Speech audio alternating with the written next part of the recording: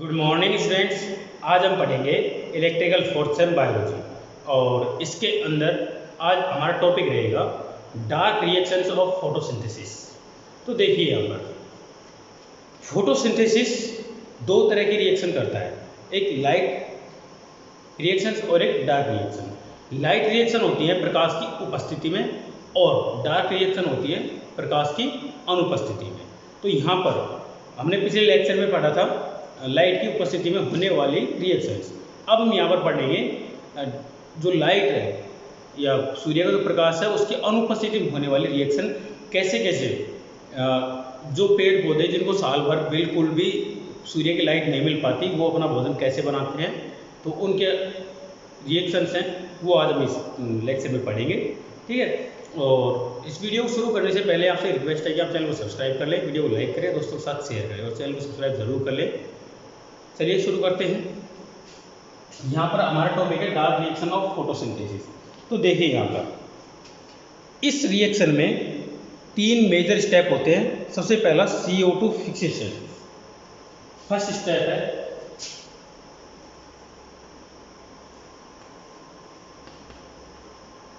CO2 fixation.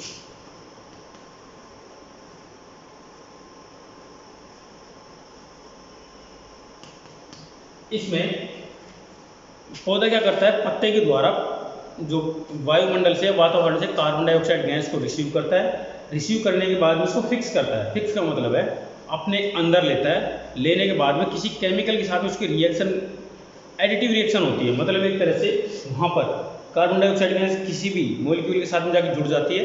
ठीक है, तो उसको बोलते हैं carbon dioxide gas fixation, CO2 fixation. तो ये कैसे होती है, यहाँ पर ये रिएक्शन देखिए। यहाँ पर 5 कार्बन कंटेनिंग कंपाउंड राइबुलोस।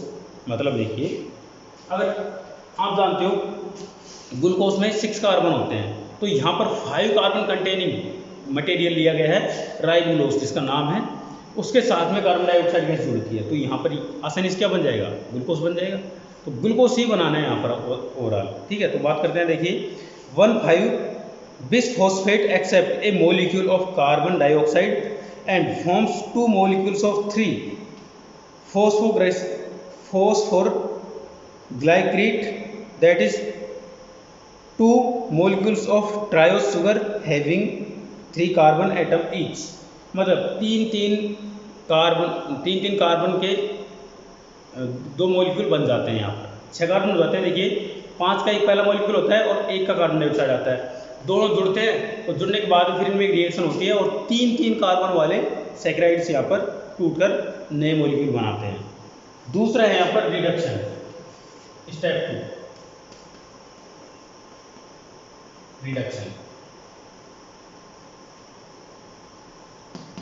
रिडक्शन का मतलब है कम होना। तो क्या कम होता है यहाँ पर, देखिए 3 phosphoglycerate is reduced to glyceraldehyde 3-phosphate and NADPH is converted to NADP. The enzymes involved are 3-phosphoglycerate kinase, glyceraldehyde 3-phosphate dehydrogenase। मतलब यहाँ पर ये सारे जो मॉलिक्यूल इसमें बन जाते हैं और यहाँ पर जो 3-phosphoglycerate ये रिड्यूस होता है और बन क्या जाता है, ग्लिसरैल्डिहाइड 3 बन जाता है यहाँ पर। ठीक है, तो ये दूसरे स्टेप में होता है। और 3 स्टेप के बारे में बात करें तो यहाँ पर बनता है रीजनरेशन। Step 3 regeneration. रीजनरेशन मतलब है इससे कोई नई चीज इसमें जुड़ती है। तो देखिए यहाँ पर 1 molecule of glyceraldehyde 3-phosphate and dehydroxyacetone thus formed associated mutually, and a hexose molecule is released as the product of dark reaction and is utilized in energy production through glycolysis and citric acid cycle. The remaining 5 molecules of glyceraldehyde 3-phosphate and 5 of dehydroxyacetone, 30 carbon atoms in all, participate in the regeneration of ribose 1,5 bisphosphate RUBP, short में इसका नाम है RUBP bisphosphate. ठीक है, तो ये होता है हमारे थर्ड उसमें स्टेप में।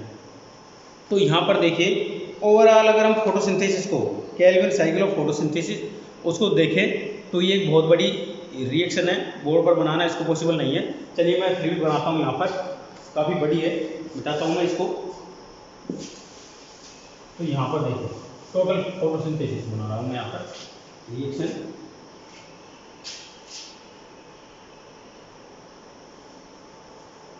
Calvin cycle of photosynthesis.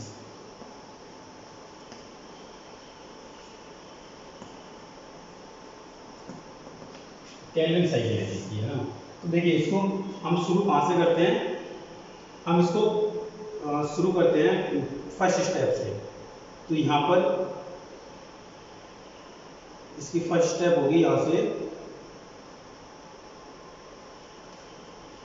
जहाँ से मान लीजिए कोई भी पेड़ पौधा है वो सबसे पहले सांस लेता है, तो क्या लेता है, कार्बन डाइऑक्साइड गैस। तो कार्बन डाइऑक्साइड गैस मान लो इन्होंने इनहेल कर ली यहाँ, तो ना ये बनता है RUBISCO, रूबिस्को।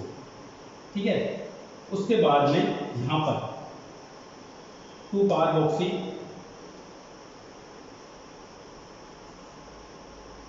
3 कीटो, जब IUPAC नाम है इसलिए 1,5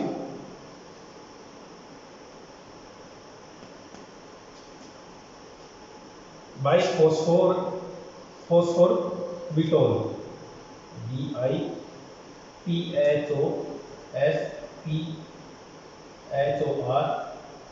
आगे लिखा हूँ यहाँ पर IBOTOL, मतलब इसमें 6 कार्बन होते हैं, ये बनता है इसके बाद में। जब कार्बन डाइऑक्साइड गैस रिएक्शन करता है राइबोलोस से, राइबोलोस में यहाँ पर बना देता हूँ RIBULOS, राइबोलोस से ये रिएक्शन करता है, कार्बन डाइऑक्साइड गैस इसमें जुड़ता है, तो ये वाला बन जाता है। इसके बाद में नेक्स्ट स्टेप में क्या होता है, ये बनता है 3-फॉस्फोग्लिसराइड, 3-फॉस्फो TSPHO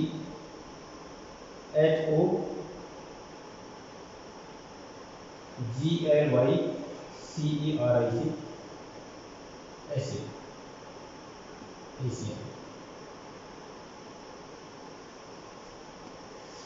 ये बनता है। ठीक है, उसके बाद में यहाँ पर बनता है ट्रायोस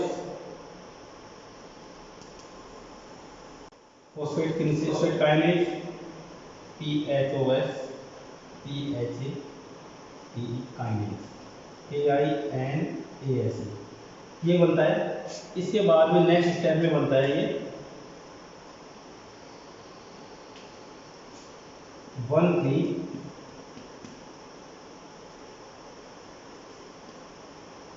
डाइफॉस्फोग्लिसराइड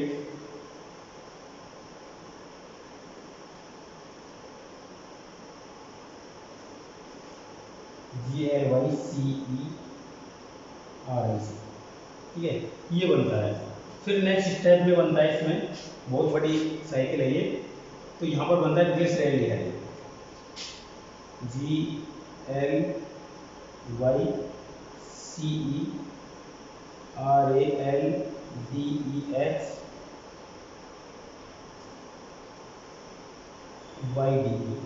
ग्लिसरैल्डिहाइड बनता है ये।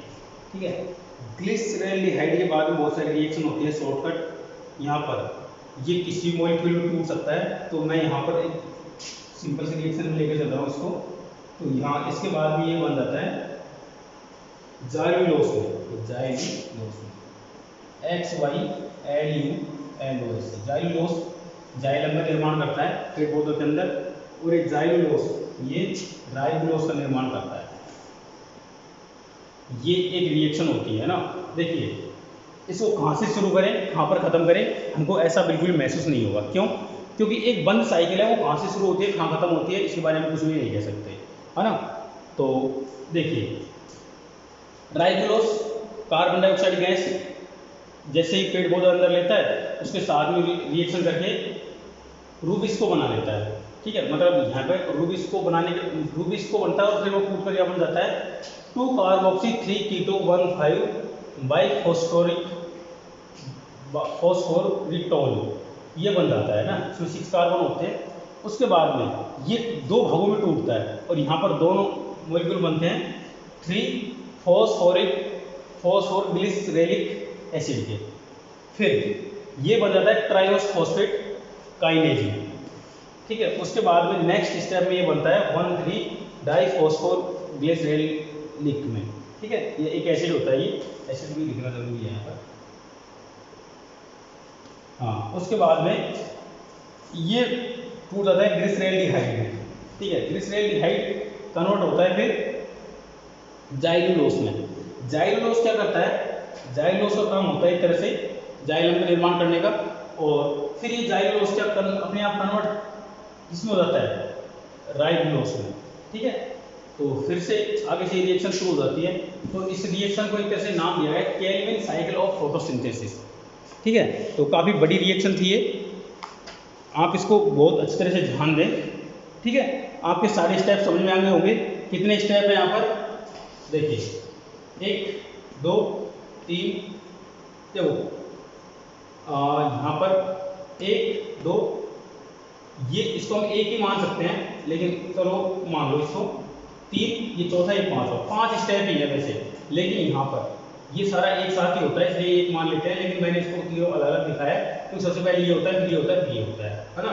यहाँ पर बिना कुछ ऐड हुए यहाँ पर सीधे सीधे ये 3 चीज में कन्वर्ट होता है, पहले ये फिर ये फिर ये, इसलिए इसको मैं एक मान रहा हूँ, नहीं तो ये वैसे तो 3 ही होते हैं ये। तो यहाँ पर टोटल 5 स्टेप है, 5 स्टेप में ये रिएक्शन ये साइकिल खत्म होती है। ठीक है, तो ये हो गया हमारा केल्विन साइकिल ऑफ फोटोसिंथेसिस। अब हम नेक्स्ट पढ़ेंगे इसमें concepts of energy charge. Concepts of energy charge तो मिटा रहा हूँ बोर्ड को मैं अभी, इसके बाद में नेक्स्ट हम उसी को पढ़ने जा रहे हैं।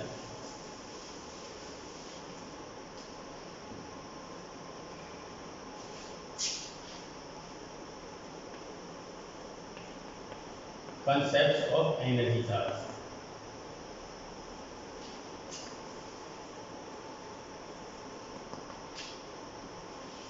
क्या कंसेप्ट होते हैं एनर्जी चार्ज के, तो देखिए यहाँ पर वैसे कोई खास रिएक्शन नहीं है और ये लास्ट टॉपिक है इस चैप्टर का। तो देखिए, the term energy charge is use to measure the energy status of biological cells. एक कोशिका के अंदर एनर्जी कितनी मात्रा में मौजूद है उसको मेजर करने का जो तरीका होता है उसको बोलते हैं कंसेप्ट ऑफ एनर्जी चार्ज। तो ये एक बायोलॉजिकल चार्ज होता है। Atkinson 1968 and Walton defined, Atkinson और वोल्टन ने इसको चीज़ को डिफाइन किया था 1968 में। Energy charge as the extent up to which adenine nucleotides are charge with transferable phospho group which can be donated और रिलीज्ड विद व्हेन रिक्वायर्ड। मतलब यहाँ पर एक एडेनिन न्यूक्लियोटाइड्स ये क्या होते हैं, ये ट्रांसफरेबल होते हैं कि ये एक तरह से चार्ज को कैरी करने का काम करते हैं। तो ये कितनी मात्रा में एक्सेप्ट कर सकते हैं फिर डोनेट कर सकते हैं। तो इसके आधार पर इन्होंने एनर्जी को दिखाया गया यहाँ पर। और एनर्जी बायोलॉजिकल फॉर्म में एटीपी के फॉर्म में होती है। मतलब अभी मैंने आपको एक नाम बताया था एडेनिन न्यूक्लियोटाइड्स। तो ये न्यूक्लियोटाइड्स होते हैं, मतलब न्यूक्लिक एसिड के साथ में ये जुड़े हुए होते हैं। अब देखिए यहाँ पर एक एटीपी मैं आपको बहुत बार बता चुका हूँ। एटीपी का फुल फॉर्म क्या होता है, एडिनोसिन ट्राइफॉस्फेट, है ना। तो ये क्या करता है, एनर्जी को कैरी करने का काम करता है। मतलब हमारा द्वारा जो भोजन ग्रहण किया जाता है उसमें से एनर्जी को निकालने का काम ये मॉलिक्यूल करता है। तो ATP is the main molecule responsible for storing and transferring energy to drive the metabolic reactions in the cell and basic utilisation of ATP is in the biosynthetic pathways, maintenance of transmembrane potential movements etc. तो यहाँ पर जो energy है उसको एक कोशिका से दूसरी कोशिका या फिर जहाँ से एनर्जी जनरेट होती है वहाँ से कोशिकाओं के अंदर एनर्जी पहुँचाने का काम करता है एटीपी। ठीक है, तो ट्रांसमेम्ब्रेन का मतलब है जो कोशिका झिल्ली होती है उसको भी पार करके ये आराम से आवाजाही कर सकता है एटीपी एनर्जी के लेकर। ठीक है, तो ये एक तरह से क्या हो गया, कंसेप्ट ऑफ एनर्जी चार्ज, छोटा सा टॉपिक था। तो इसी के साथ हमारे ये चैप्टर खत्म होता है। इस चैप्टर में कहीं कोई दिक्कत आई हो तो आप मुझे बता सकते हैं, मैं आपकी समस्या दूर करूँगा। और इसके बाद में हमारा नेक्स्ट टॉपिक है जो माइक्रोबायोलॉजी, इस बुक का लास्ट चैप्टर रहेगा। काफ़ी बड़ा चैप्टर है, काफ़ी दिन लगेंगे इसको ख़त्म करने में। आप आराम से एक एक करके हम इस लेक्चर को पढ़ेंगे। ठीक है, चलिए मिलते हैं अगले लेक्चर में। Thank you.